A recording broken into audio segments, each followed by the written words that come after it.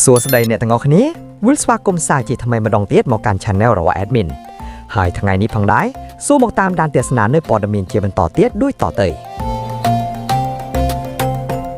សម្រាប់ថ្ងៃអង្គារទី10ខែមីនាឆ្នាំ2021នេះ Admin នឹងលើកយកព័ត៌មានខ្លីមួយទាក់ទងនឹងប្រិយមិត្តថ្មីដែលមិនទាន់បានចុច Subscribe សូមចុច Subscribe ម្នាក់មួយផងណាដើម្បីទទួលបានវីដេអូថ្មីៗជាច្រើនទៀតពី Admin ចប់ហើយ Real Madrid លើតែកីឡាកររបួសសិតតែម្ដងបន្ទាន់ Jude Bellingham ត្រូវបានគេរំពឹងថានឹងមិនអាចចូលរួមប្រកួតទាំងពីរជើងទល់នឹងក្រុម Manchester City នោះទេ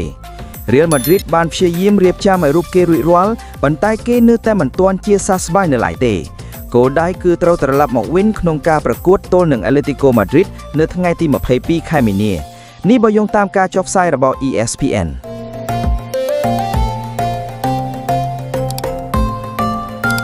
ផ្លូវការអបអសាតូអេនឌ្រិកឈ្នះពានកីឡាករឆ្នើមប្រចាំខេត្តបារាំងលីក1ក្នុងនាមជាកីឡាករលីយ៉ុង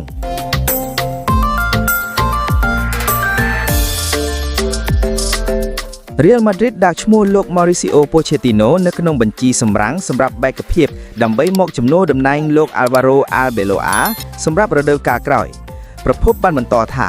Real Madrid កំពុងវាយតម្លៃលើបេក្ខភាពផ្សេងគ្នាដើម្បីដឹកនាំគម្រោងថ្មី